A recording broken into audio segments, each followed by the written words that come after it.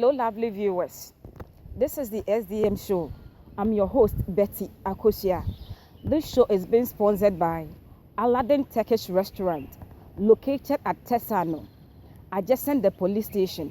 Our social media handles: Facebook, SDM, on Twitter, at SDM_GH, on Instagram, Snow Digital Media, on YouTube, SDMGH TV, and on website www.sdmnewsonline.com. Let's go for a commercial break. Welcome to Aladdin Turkish Restaurant.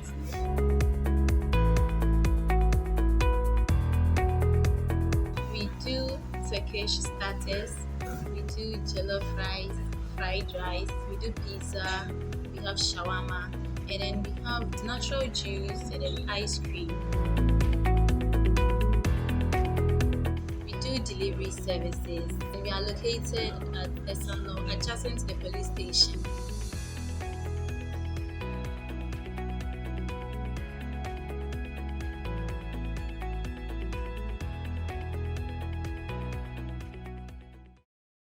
Welcome back from the commercial break.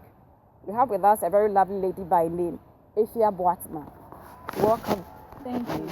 It's nice having you here. Thank you. Who is Afia Boatemaa? Afia Boatemaa is a university student, a level 300 university student. She's 23 years of age. She started writing at a very young age, at age 9. Okay. She used to do that for fun, especially when her friends were celebrating their birthdays and she couldn't afford candies for them. She preferred to scribble some rhymes, birthday rhymes, on papers for them. And the moment they pick a paper, the excitement with which they scream, "Hey, Afia, you've done so well," got me wondering, what is it that I have? Can I be going into writing? So that was how I started, 9. But then as at the age of 9, I was young. I didn't know what writing, I didn't even know what I was doing. Okay. It was at the age of 13 that I actually discovered what really I'm made of and what I can do. Because as at that age, I've started reading. I love to read extensively. I'd become so much exposed to a lot of reading materials, especially that of Peyopon. I mean, the lady who writes romantic fiction. Yeah, that's good to know, because most of us at that age don't even know what we're about doing. Yes. That's yes. good. But then I have already discovered something that I love. Okay. And I was writing, but I didn't know what it means to even write. But I was just doing it. I was 9, I was just doing it. So at the age 13, when I'd read so much, and having read Peggy's books and seeing her name as a lady, I thought, oh, then maybe I can also start writing. If she's been writing, then I can write. Yes. So that was my motivation, and then I started from there. And I think my first piece was Once Upon a Black Continent. It's missing, actually. I didn't have a digital device that I could store it, and so that is who Afia was now. Okay, that's good to know.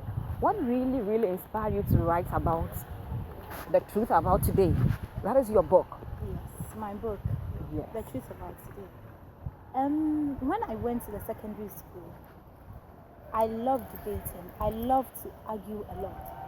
And there are a lot of things that I see happening in Ghana here today that I feel they are not right.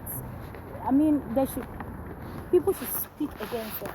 So I remember going into a conversation with a friend, a boy, and in the course of the conversation, the sort of submission that I was making, I mean, the guy was a bit startled and said, "Hey, if you continue like this, you will be killed, though." So I asked myself, why would I be killed for my opinions? I thought we are in a democracy. Yes, but most of us ladies, or in this African continent, we are not encouraged to speak up. Good. Immediately you're able to speak up, people see you, they start tagging you with different names and calling you all sorts of names just to bring you down. Thank you. Yes. Thank you. So when he said that, when a young man said that, I think I went back a bit and I started thinking of what I could do. And I said, okay, so me, I write.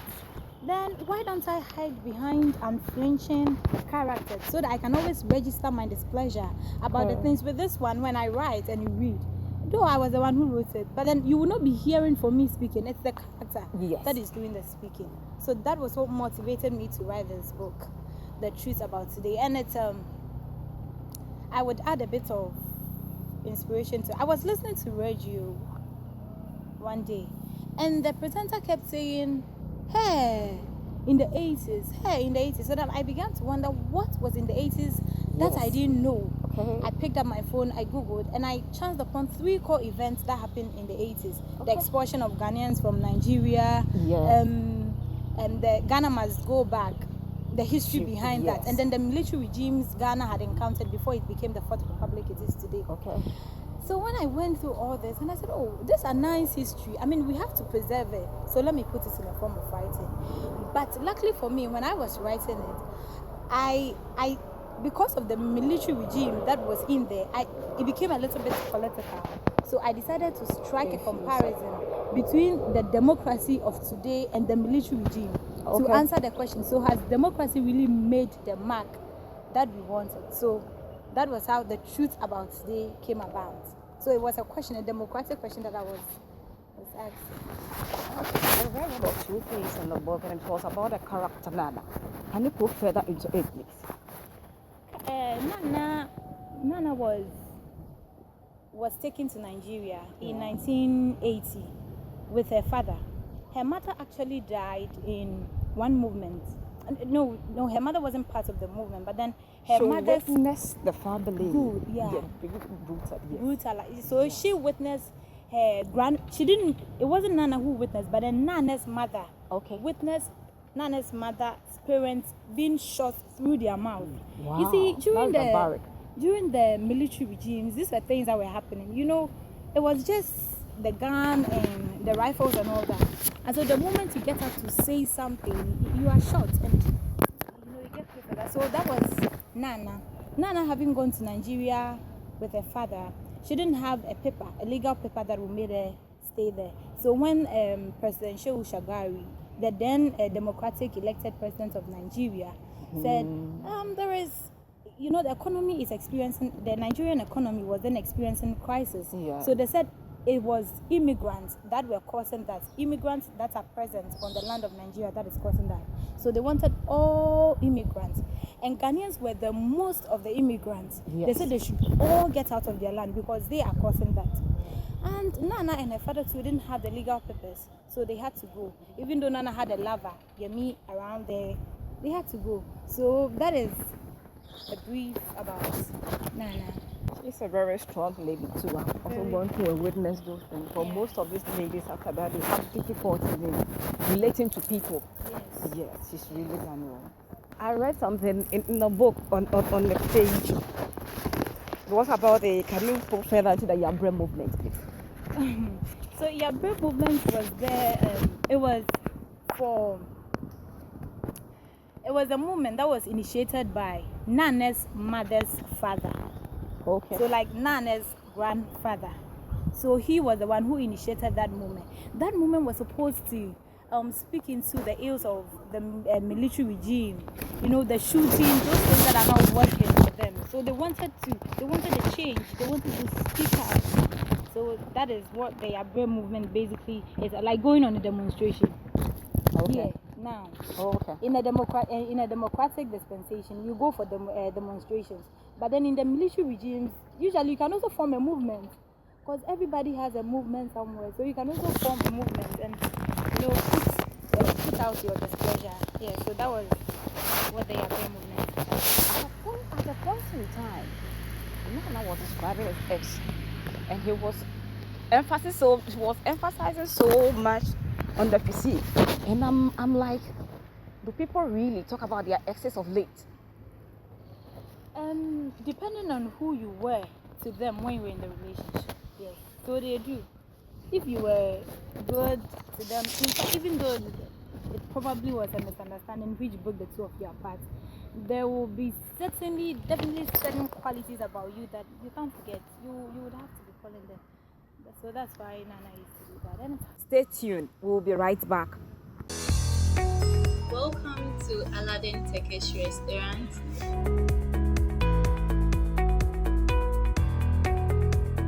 We do Turkish starters. We do jollof rice, fried rice. We do pizza. We have shawarma, and then we have natural juice and then ice cream.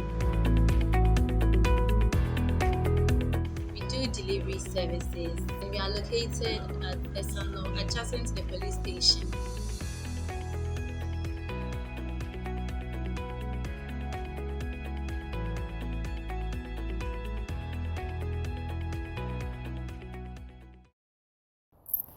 Welcome back. The truth about today. This is the title of the book, Afia Boatemaa author. I want to take excerpt from page 16 of the book as I read. Listen, people, sex and virginity are in enmity, but the painful truth is that sex always conquers. Yet, that shouldn't reduce none of you to a mere sex ball, which is likely to deflate after a couple of kicking. I know I had thrown them into obscurity, so I continued. I must say sex is the cheapest commodity in your world today, but you need not bow to where it shackles any way. You all know there is something called marriage, right?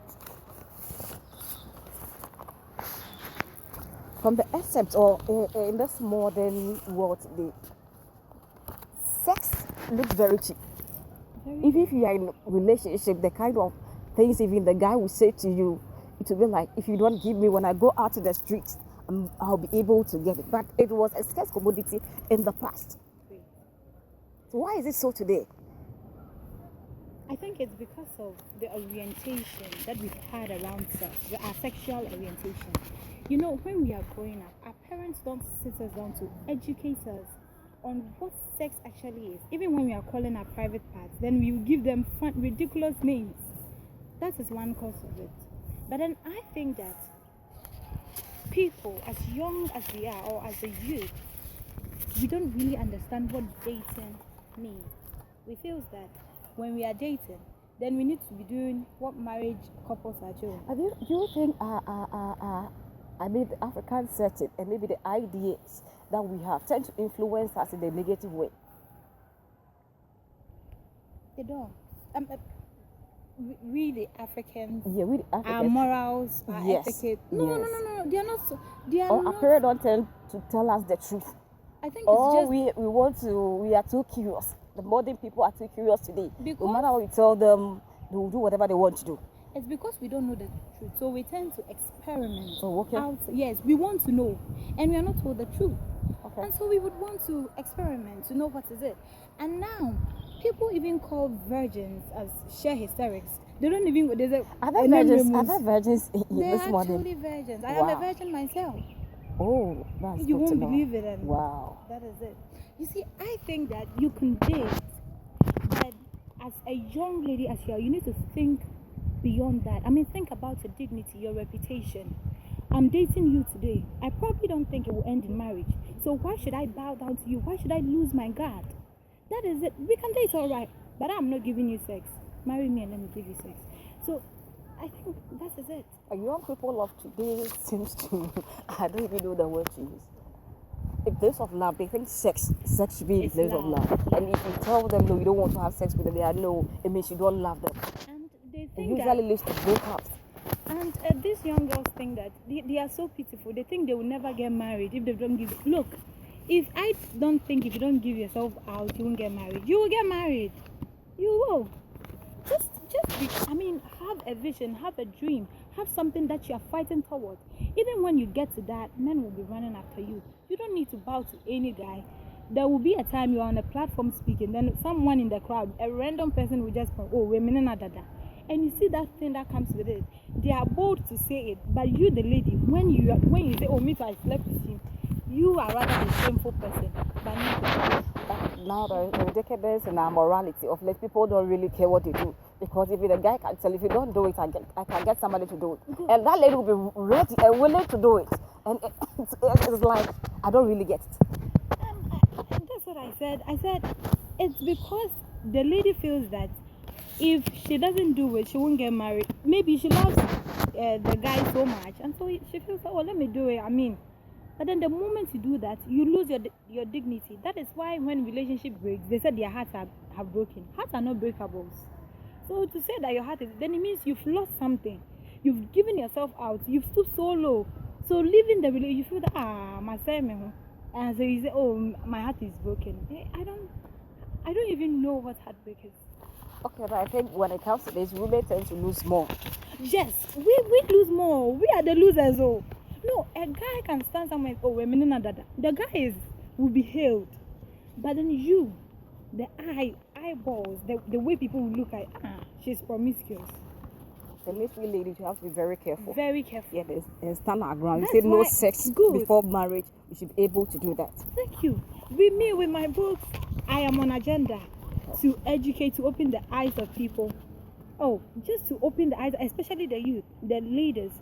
Sometimes I feel so pitiful when I see people tag slave queens as promiscuous people or sex maniacs. Trust me, these are people, very beautiful young ladies who have a lot of potentials in them. They could help, but then it's very difficult getting platforms in Ghana here. So these people have talent in them, and they feel that riding on such using such details means to get them their attention. So the moment they get the attention, they will switch from there. But after getting the attention, this is what you are known for. People know you to be a bikini wearer on Instagram. You see, so I think that we just need to educate the ladies and educate ourselves, especially the ladies. I always people, maybe somebody will say, "Oh, she's a feminist," and I am. So this is a character, Nana. She is like, I mean, there have been months we've said nothing to each other, even though we dined together, went about our relationships with our kids, like everything is as it is, and slept every night on the same bed. Our bodies, especially his, may often yearn for the warmth from mine, but he would never drown his ego to satisfy his desire. Nevertheless, the Christian woman I was, guided with biblical principles, will eventually make me break my egoism and honor my duties to him, especially when I realized he had suffered enough and couldn't bear his sexual trauma anymore. I want to talk from the Christian perspective and the modernized woman perspective.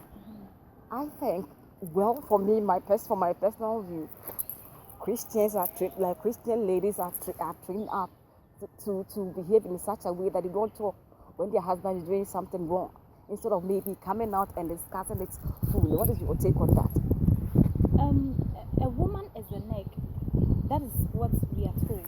But trust me, if you don't acknowledge this neck, and you said you are the head, you see that your head will be dangling whilst you want it to be looking up. And so, in as much as we are ladies and we are supposed to be the neck, we should be also bold and have our grounds in certain situations. I mean, there is absolutely nothing wrong. You sharing an opinion, your husband is doing something that is not wrong. I mean, I'm not married myself, but then these are things that shouldn't be a problem. So you are a Christian, and so when the man is even stabbing you, you are not supposed to talk about it. It doesn't make you disrespectful. Or sometimes the manner with which you say it, that is what makes it disrespectful. So calmly, if you put out your displeasure there, I don't think it's something that we should be hold so hard on. But I believe women should be encouraged to do speak more up and speak up. Yes, that is what I also women should speak also up. believe in that. Yeah, especially when it has to do With you and your family, Yes, because yes. training of the children depends solely. It depends much on you. on the woman. Yes. Yeah. Can you go further into the book? So the book, it's basically speaking into the military regime that we had then, Yes. and then the democratic system that we are practicing today. And also, I have a social issue that in almost all my books, I touch on one particular social issue that I think it should be in the public. So pedophiles. Okay. I mean, fathers sleeping with their kids. So I have one instance or one story like that with a pastor always sleeping with a 7-year-old child and all that. So the book basically revolves around that. And I think that this is not democracy. This is the truth about today. So what the book is saying, that the truth about today, whatever that we are experiencing today, is not democracy. There is another system of governance which is anocracy, and that is what we are practicing. A combination of democracy and autocracy, which we've not been told. You know, Ghanaians, we don't like to read, so we've not been told. So we keep going like that, and that's why we are not improving. So I think that's what the book basically talks about. Who is your mentor? Can you tell us about your mentor, please? when it comes to writing, authoring, I have one mentor that I look up to. Okay. Chimamanda Adichie Ngozi. Oh, She's a Nigerian author, one of the most influential female authors in the world. Okay. Yes. And then I have other mentors as well. Talk of Auntie Nana Araba. I think I chanced upon a post that she was in there, and I read she's doing so marvelously well in her field. Yeah, so she's also one person that I look up to. And Auntie Amasewa from home. I think these are people, great ladies that I look up to. I love to, I believe you are part of those who really inspired you to do what you did today. Yes. What about your book? Yes. Okay. Whenever I see women doing great things, I feel that I also have it, so I can also do it. So then go and do it. So they are all part of it. They actually motivated me into doing it. Yes. So. Okay. What would you do if you were not an author? What would you be doing besides that? I would be braiding. I would be a hairdresser. Is that your passion or something you want to add to? It is also a gift that I have. In fact, I did this myself. My locks, I did everything myself. Wow. I think my mother used to braid, and so if I was not educated, don't let me even use that word, because a lot of times people think going to acquire skills is for the illiterate. But trust me, I love to bead. I love to. So if I wasn't an author, if I wasn't doing anything, or even if I'm doing something, I would still have. I'm gone into hairdressing. Okay. Can you emphasize more on people who are educated and have no skills, please? Skills acquisition actually grows the country. You see, when you have a skill, you are not waiting for a month to get paid. You can get paid each and every day. A lot of times there is this perception, or most people are very myopic in their thought. They perceive people that are acquiring skills as unintelligent or uneducated. But of late, those who have the skills that we used not to respect are the people running the world now. Good. I think it's now that people have come to realize that the fact that I am learning a skill, I am into dressmaking or hairdressing, does not make me uneducated or a lesser sort of person. I think I told you that if I wasn't writing, I would have gone to do hairdressing, because I know what it means. My sister is into hairdressing. My sister is a hairdresser. I've not trained, but then I can do it. So I'm telling people out there, look, no matter the educational standards or height that you attain, you are supposed to have for yourself a skill. The job can collapse, but then your business can never collapse. And trust me, if you want to buy flying cars and build skyscrapers, you need businesses to buy them. Yes. You don't need a job. You can't even build. That is about how to make money. It's not necessarily how you gain the money. That is it. Thank you. Yes. So it's about how you're going to make the money. It's not about the overcome of food, but at the end of the day, you don't have anything to show. You see, sometimes you make references to our professors and other, but it's not right. It's good. Education is good, but then we should pay attention to the informal sector as well, because it also contributes. It's a backbone of development for our country. Who can be referred to as an educated person? When you are asking of illiterate, it basically refers to someone who can read or write. So that's what we call, yes. But then with education, there are 3 forms of education. Okay. So an educated person could be in the informal sector, or the non-formal sector, or the formal sector. And all these people are educated, but it's just that those in the formal sector, which those in the universities and secondary schools, they are often perceived to be the educated ones, which isn't supposed to be, because education is not just restricted to a classroom, a formal classroom. It goes beyond that. So everybody could be educated in his or her way. I'm thinking education about them having a knowledge about something. That is it. It doesn't necessarily be a book or anything. Thank you. Yes. That is it. So education is having a knowledge, being so knowledgeable in about a field, in a particular field. That you find yourself. And it's not about the formal or the white collar job, white collar job. Meanwhile, you're not being paid well.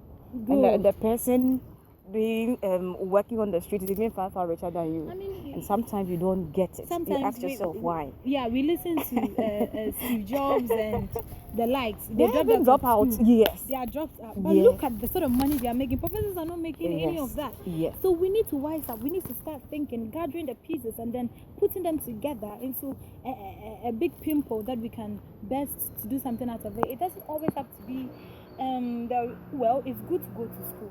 Yes, it's good. Nobody's saying don't go. I'm actually thinking it's our educational system that has given us that thinking Yes. capacity. Because when a teacher That is thinking teaching part, you, I'm sorry. you want to be a doctor, you want to be a lawyer, nobody will ask, would you ever want to become a hairdresser? And even with our education, it doesn't give the space. We don't have technical institutions. It's often theoretical, and so we are not able to fuse in all this. Yes. Which I think there should be a school, or a time should come that our education system would be open enough in order to accommodate other skills. Yes. So you can build when you're in the school, you can make it. It's about passion. When you're passionate about something, you tend to excel. Yes. So maybe we can change it, and it would depend on the individual. So if there is someone out there who feels that I want to go to school, but I don't have money, like myself, when I completed basic school and I wanted to go to school, my sister was into hairdressing. Hairdressing. I will be in the house sleeping, and sometimes she will get so much angry. Yeah. She said, "Maybe Afia, or she on the boy, I don't. Then I didn't know. So I said, The orientation that we were given from infancy. Good. Or maybe That is go school. When I the office so much you cover, maybe go school. But then growing up, I realized, I've been stupid. No, why should I say, wait, I want to go school?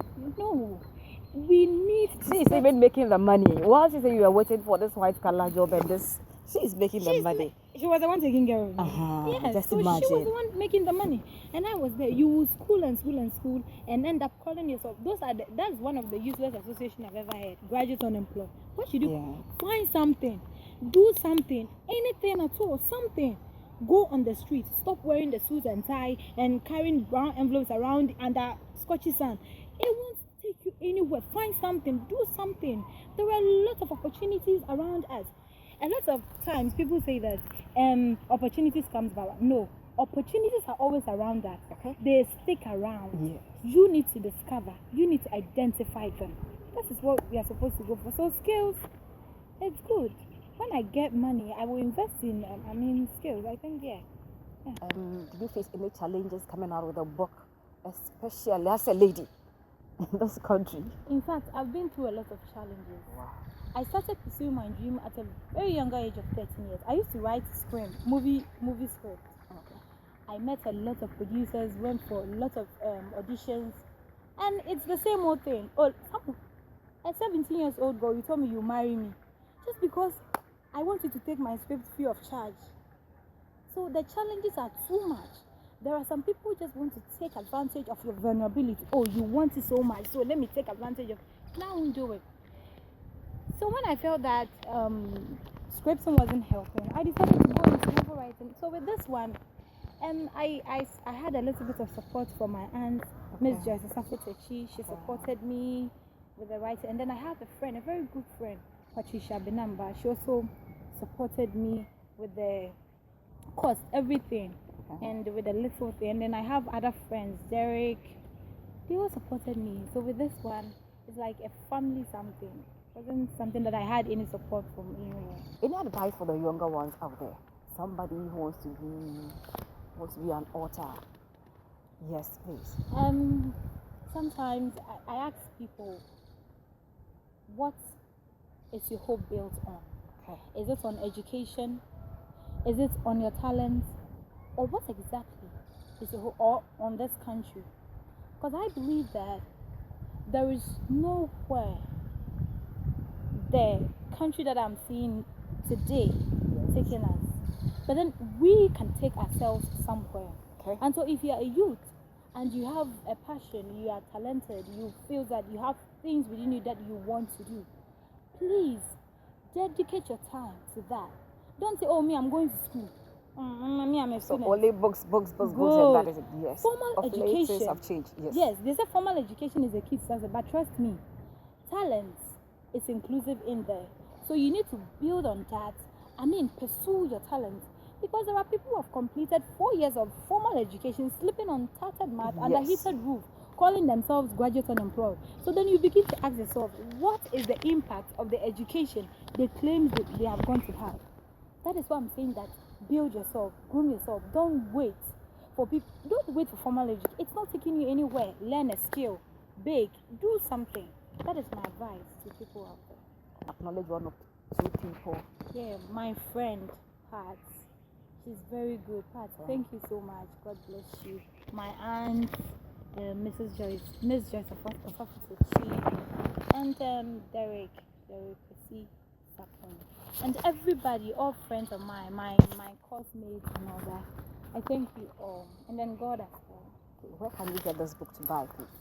It's on Amazon. It's on Amazon. So when you go on Amazon, you can just type Afia Boatemaa or The Truth About Today. It will come. Well, now it's not in any bookshop. I'm now making some negotiations with the bookshop. So when it comes out, I will let you. Can you give us your social media handles, please? I am not really active on any social, but then I think I'm on Instagram, Afia at Boatemaa, yes. And then I'm often I'm just a WhatsApp freak. I don't do much social media, Twitter, no, I don't. And so you can call me. You can call the telephone. Can you give us your telephone number? 0558 41 39 11. I am into public speaking as well, so if you need me for your events and all that. Okay, we'll invite you. It's nice talking to you, Afia Boatemaa. Thank you very much for your time. Thank you so much, you. SDG for giving SDM for giving me this beautiful platform to also share whatever that I have with me in the world. Thank you. God bless you. We have come to the end of the show. My name is Betty Akosia. We were being sponsored by Aladdin Turkish Restaurant, located at Tesano, adjacent the police station. We were actually discussing about the book title, The Truth About Today, written by Afia Boatemaa. Kindly reach us on our social media handle, www.sdmnewsonline. Thanks for watching.